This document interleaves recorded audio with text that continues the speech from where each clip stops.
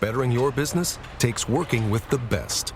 With the James Hardie Alliance, you gain access to leads, training, networking, and support from the #1 brand of siding in North America. Achieve new levels of success by joining the James Hardie Alliance today. You coming to bed, hon? Yep, honey, I'll be right there. Just gotta turn out the light. Ow! Ow! Ow! Ah! Ah! Some things never change. Like your kids always leaving tiny toys on the floor for you to step on. And Geico saving folks lots of money on their car insurance. Sweetie, I think I left the downstairs light on. Please don't make me go. 15 minutes could save you 15% or more. The CBS Radio Mystery Theater presents...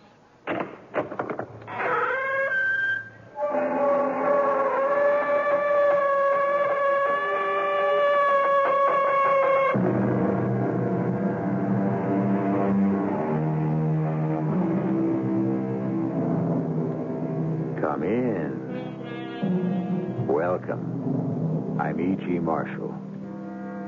I embroider the world upon a loom. I decorate with dreams my tapestry. Here in a little lonely room, I am master of earth and sea, and all the planets come to me. The spinner of fancy, the weaver of dreams. Man was born to do and dare, and if he cannot do and dare while awake, then he will do and dare when asleep. And 1,000,000 years from now, will it have mattered much? And you believe that mumbo-jumbo fortune-telling nonsense? It's coming true. Oh, what's coming true? Her predictions. She said we'd be in the ocean. This is only New York Harbor. It's still part of the ocean. Yeah, she said we'd be on a ship. This is only a ferry boat. But it's still a ship. All right. She predicted fire. Where's the fire? The fire. Well. Malone! Malone, help me! Help me! What is it? What is it? I'm burning! I'm burning up!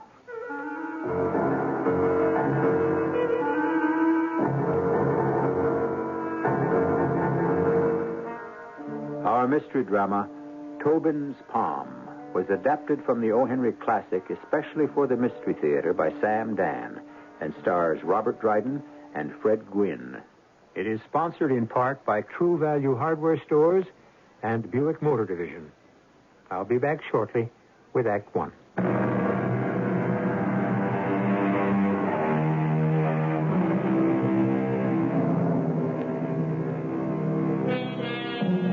Shakespeare wrote of star-crossed lovers.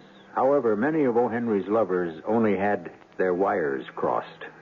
This was probably because neither the telephone nor the telegraph existed during the lifetime of the Bard of Avon. Well, whatever it is that crosses young lovers, ancient, medieval, or modern, it is the stuff of storytelling, and meat and drink to a storyteller like O. Henry. And since this is a story that deals with fate, irreversible, implacable fate, we shall ask the master himself to tell it. It so happens I'm part of the story. I'm a character in it. But I don't enter till pretty close to the end. And when I do, I won't know anything that's happened up until the time of my entrance. Furthermore, I won't even use my right name, William Sidney Porter, or even my legitimate alias, O. Henry. For reasons of my very own, I shall call myself Mr. Maximus G. Friedenhausman. Now, you remember that name, Maximus G. Friedenhausman. Well, however, too much explanation is like too much yeast in the bread or too much water in the bourbon. Let's get on with the yarn. Our hero is a young fellow named Daniel Aloysius Tobin, as bright and handsome a lad as was ever produced by the land of the green. But as we encounter him tonight in a Manhattan watering place, his true color is blue. Do my eyes deceive me, or is it Daniel Aloysius Tobin? Oh, leave me, Malone. Leave me. This is Daniel Tobin, this teary-eyed Hulk, this sad, lugubrious... Malone! Can this be Daniel Tobin of the sweet voice, the light heart, the dancing smile? I've lost her, Malone. Lost her. Lost who? Her? Is there more than one her? I've lost my own Katie Mahorner. Katie Mahorner? Katie Mahorner. My very own Colleen from County Sligo. What am I to do? I've lost her or she's lost me. Now, what am I to do? Why, find another man. Oh, no. Another like Katie? It happens every day. What happens every day? The story. What story? What story have we been talking about? The story of Katie Mahorner. Well, how could it happen every day? There's only one Katie Mahorner. Why, there's 100,000 Katie Mahorners. Now, how is that possible? That's because she isn't always named Katie Mahorner. Sometimes she's called Bridget O'Sullivan, or Mary Fitzgerald, or Maeve McCoy, or Annie O'Connell. What are you talking about? Ireland. Ireland? You're intoxicated. Katie Mahorner is Ireland. I'll take you home. Ask me why Katie Mahorner is Ireland. Why is Katie Mahorner in Ireland? Because, my boy, we've left her there. Well, of course I've left her there. Oh, we say to the Katie Mahorners, I shall go to America, where the streets are paved with gold, and there's not an English landlord to be seen, and I shall make my fortune. Then, Katie, my darling, I shall send for you. This is what you said to Katie Mahorner. This is what I said to Katie Mahorner. You and 100,000 other brave, bright lads as you took to the ships. But But what? it is not to be. What is not to be? The reuniting of the Daniel Tobins and the Katie Mahorners. Soon she's forgotten. I've never forgotten. Tobin, my lad, it's human nature. Out of sight, out of mind. Off with the old love and on with the new. I can never forget my Katie. And for your information, Katie left County Sligo 3 months ago. And what, may I ask, did she use for money? You hardly being in the millionaire class with Mr. Andrew Carnegie. She had $200 in her own savings and $100 from the sale of my own estate. An estate, was it? A fine little cottage in the Berkshire now. And she left for America. Well, I have a letter here from her mother stating the case. And what does the letter say? Well, I shall read it. Dear Daniel, my Katie has gone to America to become your bride. I had given her a piece of paper with your address in New York. But when I came home from seeing her off on the boat, I saw the paper still on the kitchen table. You know how forgetful Katie is. I hope she finds you. So, Katie's come to this country to find you. But how? Where? Her mother knew your address. She sent you the letter, so all Katie has to do is write home to her mother. But you see, she may not be able to do that. Not be able to write home to her mother? How is that possible? Malone, my Katie is a pearl, a jewel, a treasure. But she has this flaw. She can't remember. She can't remember what? Anything. A lovely girl, a diamond, Malone, but so forgetful. So it's possible she cannot write home to her mother because she's forgotten her mother's address. To forget the address of one's own mother, it's awful. Oh, listen, go away, Malone, and let me suffer in silence and peace. Never say die, Tobin, my lad. Die it is, Malone, because there is no living without her. How is she to find me in a city of 4 million people, 5,000 streets, 10,000 saloons? No, it's fate. Of course, fate. But everything in life is fate. This glass of beer you're now lifting to your lips. Off with you, Malone. What was this glass of beer once? The contents of that golden glass was once golden grass, grain, barley, hops that grew in a lush and beautiful field. A green field in Ireland. No, more like Kansas. But my point is... Yes, what is your point? A single flower, a single blade of grass, you follow? Growing up from the earth, the thick, rich, black earth of Kansas. What is the point? Reaching toward the sun, the warm and nourishing sun. We have also reached the end of my patience. Suddenly it's separated from its roots by a sharp, cold, cruel steel blade. It is carried away and bundled and crushed and macerated and boiled and steamed and cooled, and it becomes a few drops of the flowing liquid that is now in your glass. And there is a moral to this little story? A moral, no. A meaning, yes. It was the fate of this blade of grass to become a glass of beer for one Daniel Aloysius Tobin. Fate. That is what is known as fate. Now, ask me what this has to do with Katie Mahorner. What has this to do with... It is the fate of Katie Mahorner to become the bride of Daniel Tobin. Or it is not the fate. Is that true? That's true, I suppose. Now, ask me another question. Ask me if this can be ascertained. Can this be... Beyond the very shadow of a doubt. Come with me. Where? To Coney Island. Why? So that you may learn your fate.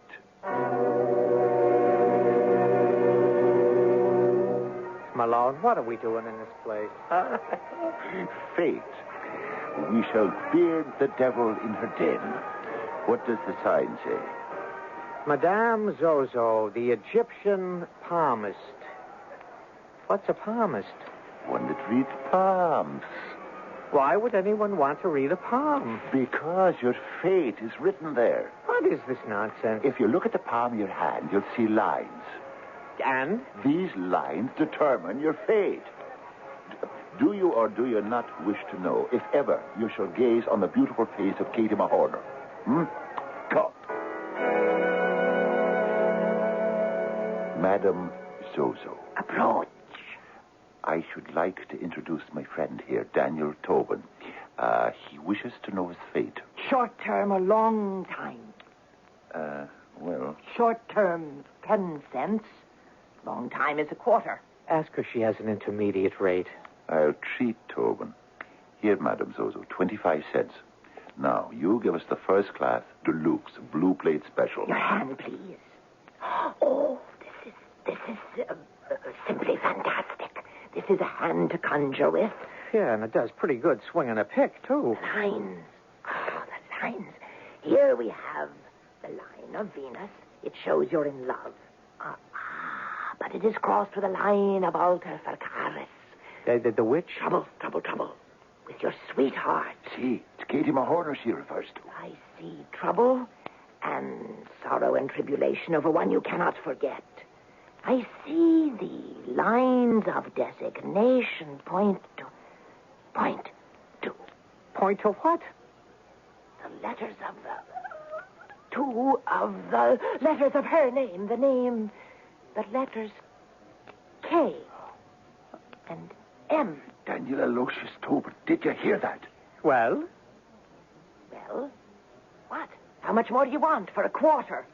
She's like the gas meter. You have to keep feeding her silver quarters. All right, give me another 25 cents worth. Will I find her? Will you find her? I've invested 50 cents so far. What I see, your hand. It's alive. Well, I should hope so. It erupts. Your hand is seething with sights, with lines and colors and pictures. I see a ship, an ocean. I see fire. You will meet a fat man, a blonde woman. But will I meet... The blonde woman will bring you misfortune. They generally do. You will meet a man with a silver ornament and a man dressed all in black with a hammer. Oh, what I see. Steam, steel, stone, white horses, a red-haired woman, and a bald-headed man. They are also bad luck. But Katie, what of Katie Mahorner? What use are all these blonde-haired, red-haired, and bald-headed people to me? Do you see my own Katie Mahorner? The pictures fade. All I can see is a man. A man? A man who brings you good fortune. Well, he'll be the first of his kind, then, in all the world. How will I know this man? You know him by his crooked nose. Does this man have a name? Name? Oh, no. It seems to be somewhere in that name is the letter O. The letter O. 50 million names have the letter O. Is this the best you can do, Madame Zauza? Madame Zozo. I haven't given you his name. At least I have given you his crooked nose. And he will bring me luck. He will bring you great good fortune. And you do not see Katie Mahorner in the lines of my hand? Last picture I see is the man with the crooked nose. Ain't it remarkable?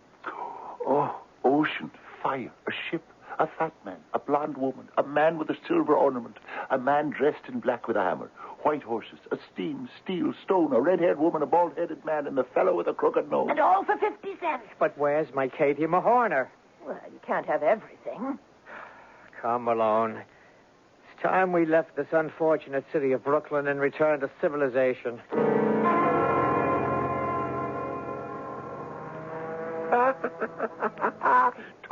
Tobin, my lad. See, the prophecy is coming true.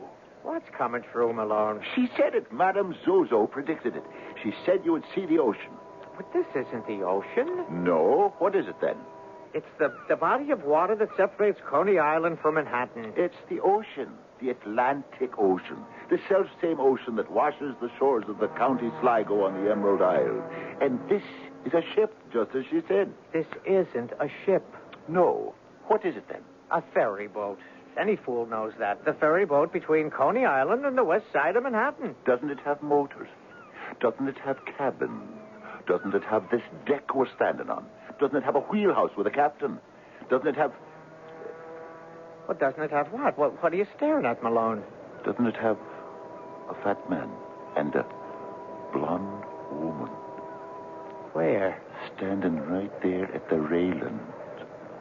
The world is filled with fat men and beautiful blonde women. But Madame Zozo... Madame Zozo said there would be fire. Where's the fire? Yeah! Tobin! What? I'm burning up! Help me! I'm burning up! You were there. You heard the predictions. The ship, the ocean, the blonde woman, the fat man, the fire. And just like that, here they are. The future. Is the future spelled out for all to read in Daniel Tobin's palm? Well, I can predict what's going to happen in the next few minutes. Then I shall be back here with Act Two.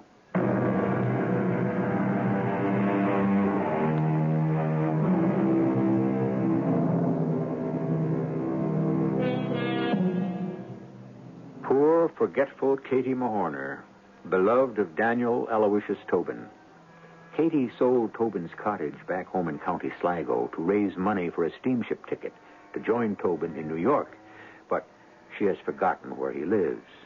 Will fate conspire to keep them apart or reunite them? Right now, Tobin is having troubles of his own.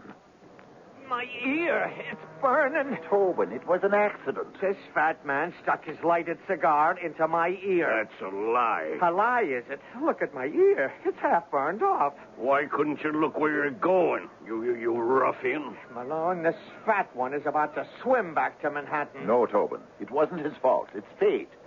Didn't Madame Zozo predict a fat man, a blonde woman, a fire? Sir, I wish to apologize for my friend. He ran into your cigar. I did no such thing. He deliberately stuck it in my ear. Oh, whatever. It was meant to be. It was ordained by fate. You owe him thanks. Go ahead. Thank the man. For what? Don't you understand? For being part of the chain of misfortune. I owe thanks for misfortune. You do. For half burning off my ear? Now, this gentleman meant no harm, Tobin. He's but an instrument of fate. Apologize. All right, sir. I offer you my apology. I apologize for running heedless into you and destroying your fine 5-cent cigar. My name is Daniel Aloysius Tobin, and any time you need anybody's ear to put out a cigar, I'm at your service. Sir, your handsome apology puts me to shame. My name is Porridge, Ebenezer Porridge, and I must make a confession. You did not run into me. I did not. What I did was deliberate. Do you mean you stuck your cigar in my ear on purpose? The truth, always at all costs. Yes, I did. But why? Well, I was mad with jealousy.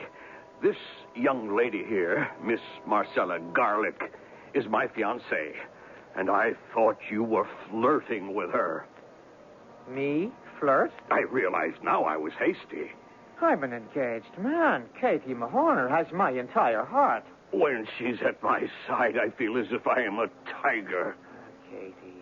Katie, where is she now? The very idea that someone is lusting after my own true Marcella turns me into a raging killer. Ah, Katie. Who is Katie? My intended. And because of Katie, I can see the face of no other woman. You are fortunate, like myself, to be in love. And that is why you were not flirting with my Marcella? I believe you have described the situation. Now, Mr. Tobin, tell me this. If you were not engaged to marry Miss Katie Mahorner, would you then flirt with Miss Garlick? The answer is no. No? Did I hear you say no? You did. May I ask why? Because, with all due respect, Miss Garlick does not appeal to me. She does not? Again, may I inquire the reason? Well, I do not feel that way inclined toward Miss Garlick. Miss Marcella Garlick is not good enough for you? Then, Marcella, did you hear what this oaf said of you? No, I didn't say she wasn't good enough. But you wouldn't flirt with her. Why not? Are there other women on this boat you would flirt with? There may be. But not Miss Garlick. Put up your hands. What? I said put up your hands. You'd fight me because I would not flirt with your intended? To the death. Malone, let us leave this fat maniac. I knew you were a coward the moment I laid eyes on you. Tobin, don't hit him. Yeah, but the man called me a coward. Gentlemen, this hardly calls for bloodshed. What would satisfy your honor, Mr. Porridge? Let him say he'd flirt with Miss Garlick. Certainly a most delightful way to keep the peace. Tobin, say you'll be willing to flirt with Mr. Porridge's fiancée. Well, go ahead. No. No? No? And why not, may I ask? Because I don't know what she looks like. Man, you can see her. She's standing right there in plain view. I still don't know what she looks like. What color's her hair? Her hair's blonde. Anyone can see that. The blonde comes from a bottle of peroxide. Sir, how dare you? Now, what's her face like underneath all that powder and paint? So what I say to you, Mr. Porridge, is if you want me to flirt with your fiancée, first you've got to strip her down and scrape her off and let us discover who she is. That shall be your last insult. Look out, Tobin. Oh, you will you? You're right. I've been waiting for this. Tobin, don't. Tobin, don't throw him overboard.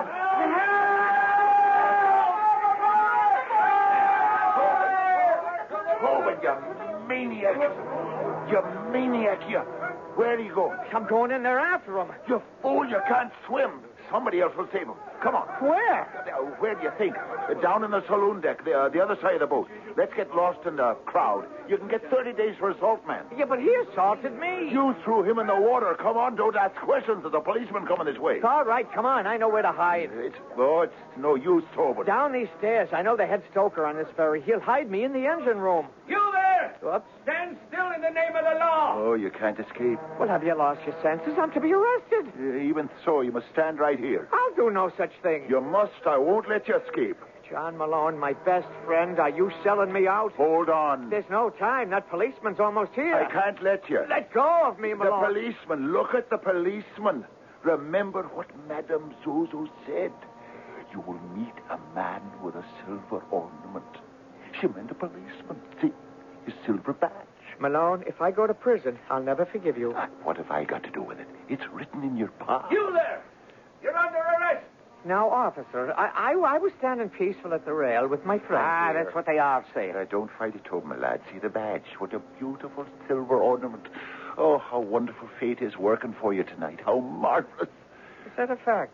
I get my ear half burned off. Oh, it's not that bad. I'm placed under arrest like a common criminal. You'll be vindicated in the end, you'll see. Officer, I'm telling the truth. It was self-defense. Don't tell it to me. Tell it to the judge.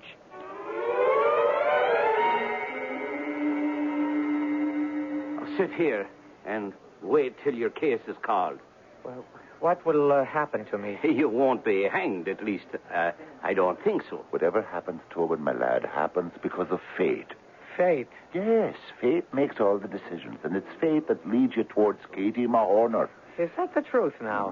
Or away from Katie Mahorner. Oh, you've always been a great comfort to me, Malone. 30 days. Next case. It's him. It's who? Judge Murphy. 30 days. Next case. Well, what about Judge Murphy? All I can tell you is you're going to get 30 days. 30 days? But That's what he gives everybody. Doesn't matter what you did. You played innocent or guilty. When it's all over, he says... 30 days. Next case. 30 days? How can I go to jail for 30 days? The prophecy, the prediction, it's all coming true. Madame Zozo said there would be a man dressed in black. That's the judge in his robes with a hammer. See? It's his gavel. Oh, we should never have gone to that crazy Madame Zozo. It would have all come out the same way. This is your fate. How can you fight it? Cheer up, Tobin, my lad. I'm with you. I'm with you all the way. 30 days. Next case. That's you. What's the charge, officer? Assault, Your Honor. He threw a man off the Coney Island ferry boat. What's your name? Daniel Aloysius Tobin. How do you plead? Well, Your Honor, guilty. 30 days. Next case. But, Your Honor, I wasn't exactly guilty. Then do you wish to plead innocent? Yes, sir. Very well. 30 days. But, Your Honor, I have an explanation. No. What do you want to bother with that for? Isn't every American citizen entitled to habeas corpus or rigor mortis? I'll take it under advisement. What I did was for the man's own benefit. Is this going to be a long explanation? No, Your Honor. It's most unfair of you, Mr. Tobin. Look at the line of people waiting to be sentenced. I mean, waiting for justice. We have to keep moving. Now, did you, or did you not, throw a man into the water from the Coney Island ferry boat? Yes, sir. But I had a good reason. What was it? To cool him off. Which is exactly what we propose to do for you. Place you in a nice, cool cell. 30 days. Next case.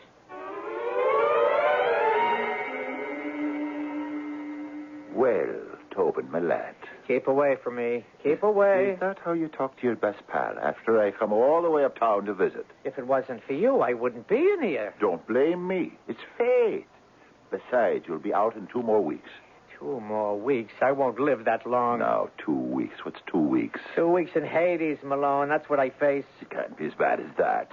Do you know where they put me, Malone? In the laundry. The steam laundry. Oh, the steam laundry. Why, that's marvelous. Oh, leave me, Malone. Leave me. But don't you understand? It's bad enough I got 30 days in the steam laundry for assault. But if you say another word, I'll get the rope for murder. Don't you know what it means? Madame Zozo's prophecy is absolutely accurate, and it's on schedule. Everything she has predicted has come true in every detail. The ocean, the boat, the fat man, the blonde woman figure, the man with the silver ornament, the man dressed in black with the hammer, and now steel, stone, which is the prison, and steam, the laundry. It's happening, Tobin. It's happening. What's happening? Fate. Fate should have to work in a steam laundry. And now, what's left? The red-haired girl. But Katie Mahorner does not have red hair. The red-haired girl, the bald-headed man, the white horses, and the man with the crooked nose. I tell you, Tobin, I can hardly wait. He'll have to wait, and so will we, for a few minutes anyhow, until we return with Act 3, which is where fate becomes final for everyone. Will Tobin be reunited with the beautiful, if somewhat forgetful, Katie Mahorner in the end? Don't place me in such a compromising position. You know I can't give away any secrets.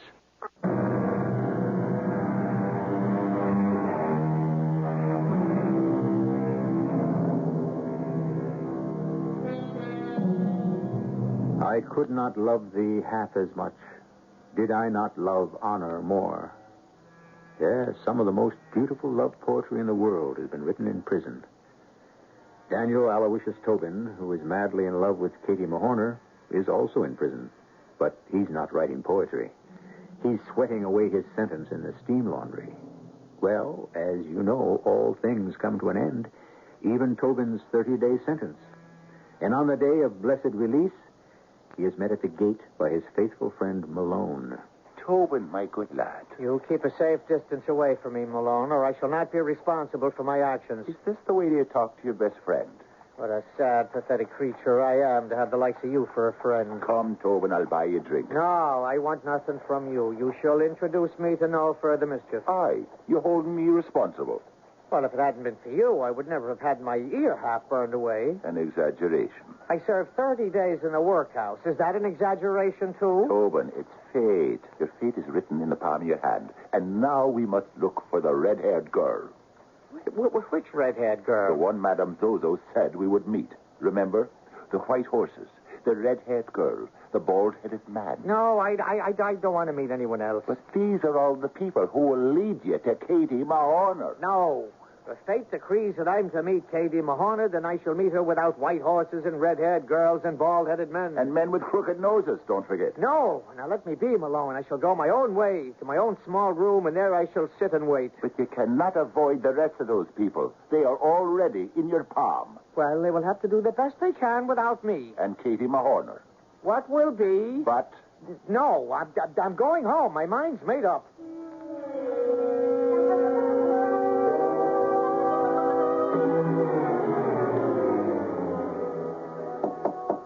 Come in. Oh, it's only you. Yes, it's only me. Only your best friend. Only a person who stays awake all night and plans all day for you. Tobin, listen to me. Oh, no, never again. But you must. Look at your palm, Tobin. It's there. Every secret of your future is there. Then let it stay there. The game, Tobin, the game must be played out to the end. Who says so? Fate. Fate again? Not again, but still. Tobin, you're standing still, and your fate is standing still. It's of little matter to me. But don't you see fate is being delayed, like a train being held in the station because the track is not clear. You must carry out the design of fate. You must have this encounter with the white horse, the red-haired girl, and the bald-headed man. All I want is my Katie Mahorner. But Katie is on the train. What train? The train of fate that is being held up in the station, and you're holding it up. Every time I listen to you... But it isn't me. It's all in the palm of your hand. Come.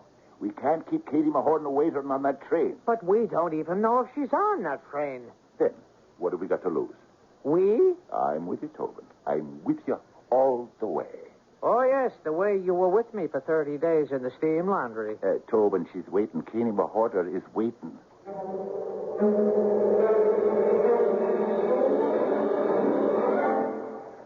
Well, I must say, the streets are filled with horses, red-haired women, and bald-headed men. Yes, Tobin, my lad, but not in combination. Malone, why can't you leave me in peace? Because there is no peace for you until you find Katie Mahorner. There's no peace for me till I'm rid of you. Tobin, look. There, across the street. Well? Sitting in that carriage, a girl. A beautiful girl with red hair. Oh, Tobin, can you mistake that flaming red hair? And the horses, white horses, 2 white horses. Now where's the bald-headed man? A man? A tall man is headed for the carriage. Is he bald? I don't know. He's wearing a hat. If he's bald, these are our people. Wait a minute, wait. He's stopping to chat with a lady on the sidewalk. He takes off his hat. Tobin. He's bald. Not a hair on his head. What's supposed to happen now? Wait, Tobin, for a sign. It was foretold. The white horses, the red-headed girl, the bald-headed man, they will lead you to a man with a crooked nose, who in turn will take you to Katie Mahorner. I don't believe a word of it. Wait. For what? Tobin, look, the horses, they've gone mad. They're going to bolt. Tobin, you madman, where are you going? Easy there. Wait, whoa. Easy. Whoa there, fellas. Everything's going to be just fine. Whoa. That's it. Now, easy there. Easy. So how can I and my daughter ever thank you? This brave man. My goodness, she's fainted. My name is Colonel Penrith. You must come home with me. Well, sir, we must discuss a suitable reward. You You've saved her life. Well, anyone could have done it. Yes, but you were the one who did. Well, I was glad to have been of help. Where are you going? Come back here, sir. Stop that man. Hey! Somebody stop that man. Tobin, you fool. Tobin, come back here. Wait here, Colonel. I'll get him for you.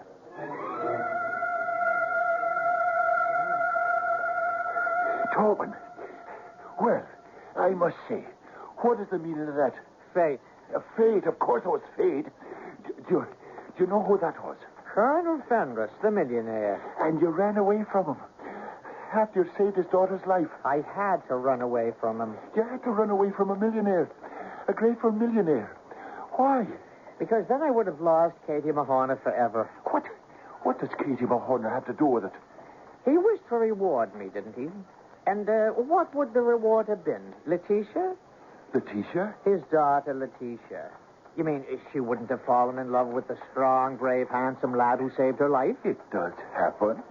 And as long as you cannot be sure you will ever find Katie Mahoney, why, a bird in the hand. That's why I ran from there. I was beginning to have the same thoughts myself. It might not be so bad. The girl is beautiful, rich. Not another word, do you hear? I will not be untrue to Katie Mahoney for all the money in the world. All right. Spend the rest of your life looking for her. And one day, when you're bent and withered and old, you'll run into...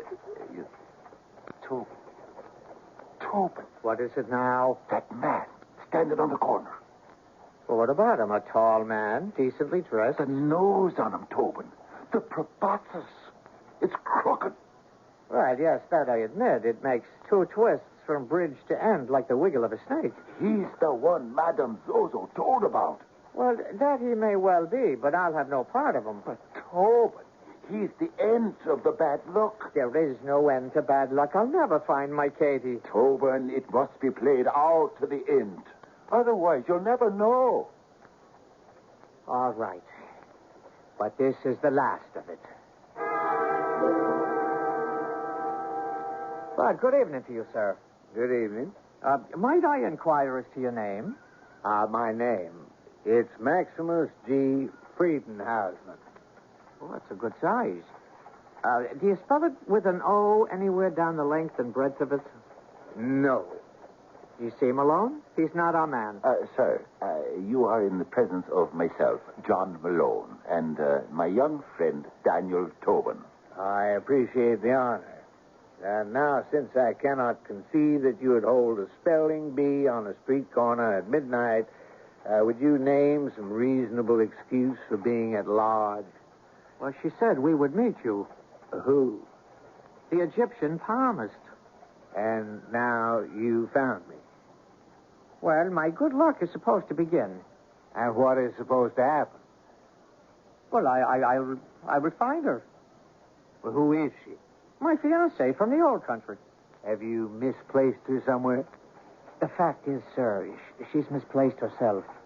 Tell me more about her. There's nothing to tell, and I can't waste any more of my time standing on a street corner with a gentleman as homely as yourself. But I must know about it. And what affair is it of yours? My walk in life is the literary. I wander about in the night seeking idiosyncrasies on the earth and the truth in heaven. And it's my hope to write a book to reconcile it all. And you'll put me in the book? No, not yet. The covers couldn't hold you. You see, Malone, the fortune teller has betrayed us. He has the crooked nose, but what else can he offer? Hospitality, gentlemen? Hospitality? The saloons are about to close. Well, why not come to my place? Just down the street. Well, no, thank you. Tobin, can we reject this gentleman's kind offer? A free meal? Is this the good fortune that was predicted? I tell you, the axe will fall. What axe? Very well. I've been burned, suffocated, and almost trampled to death. What could happen to me now? I see by the signs that my wife is retired, but the maid is up. So what do you gentlemen say to some fine cold fowl, a bottle or two of ale, some cheese? Well, I'll tell the girl to prepare it. You excuse me. These fellas who write. All they want to do is turn you inside out for their purposes. He seems pleasant enough. You want a book to come out exposing your innermost secrets?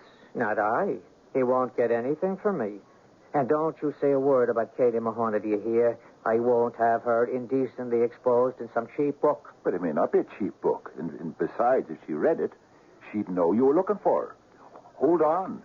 Maybe this is how you find her. He writes the story. You hold on. If you so much as mention the name Katie Mahoney, I'll let go of my throat, Toby. You promise? I promise. Well, gentlemen, I hope you enjoyed our little repast. Well, yes, thank you. And now I think we'd better leave. So soon. Well, thank you for your hospitality. Malone? You say you're looking for your fiancée? Did I say that? Yeah, when we met on the street. I'm sure it must be an interesting story.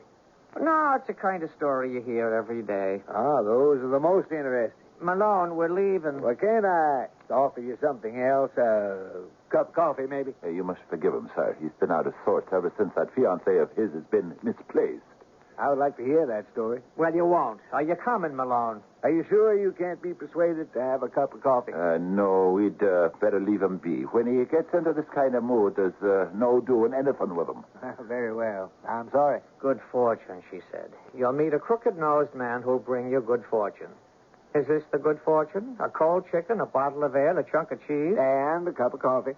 I say, thank you, sir, and good night. Tobin, smell that coffee. This best cup of coffee in New York. Well, enjoy it without me. Everyone marvels at how she makes it.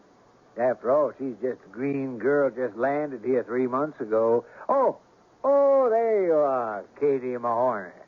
Set it down. Katie! Why, I've been looking all over for you. Katie, it's me. I know. My fiancé and my own true love. Katie, I live not 3 blocks from here. So many people know me. Couldn't you have asked for me? I did. I asked everybody, but it was no good. Why? Because I'd forgotten your name.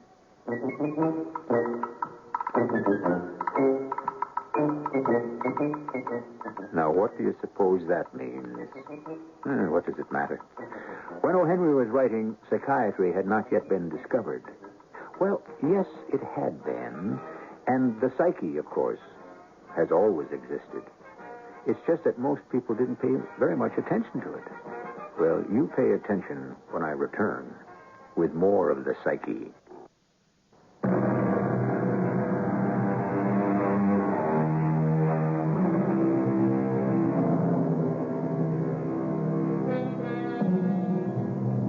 Is our fate written? It depends on who you listen to. Some say it's written in the stars. Some say it's written in the books of the gods. And some say, as we have heard tonight, that it is written in the palm of our hands.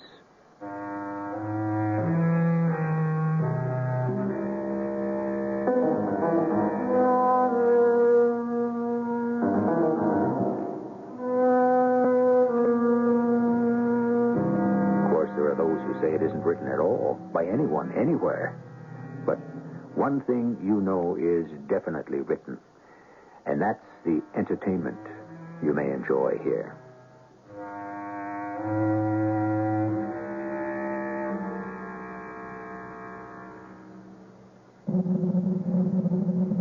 Our cast included Robert Dryden, Fred Gwynne, Jack Grimes, Marion Seldes, and Gilbert Mack. The entire production was under the direction of Hyman Brown. And now, a preview of our next tale. Good morning, sir. Oh, Why, Sergeant O'Donoghue. with a G. Yes, sir. I come down here because I thought I could bring you something that might be of interest from a literary point of view. Yes? You remember, sir, it was just a week ago. This poor girl that's done herself in. I wish I could forget.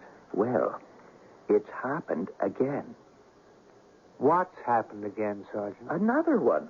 Another one of those unfortunate situations in the same house, in the same room. What are you telling me, Sergeant?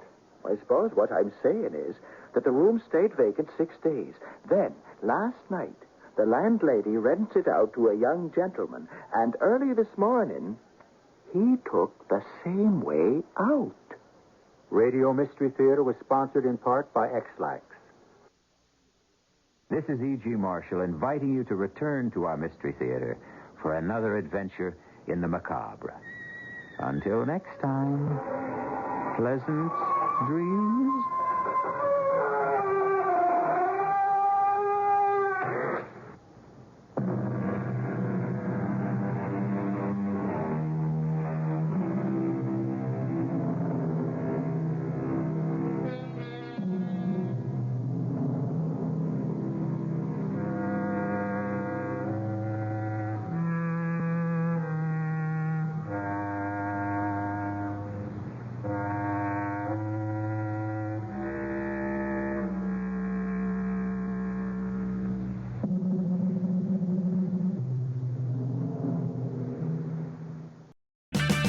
Check engine light on? Take the guesswork out of your check engine light with O'Reilly Veriscan. It's free. Ask for O'Reilly Veriscan today.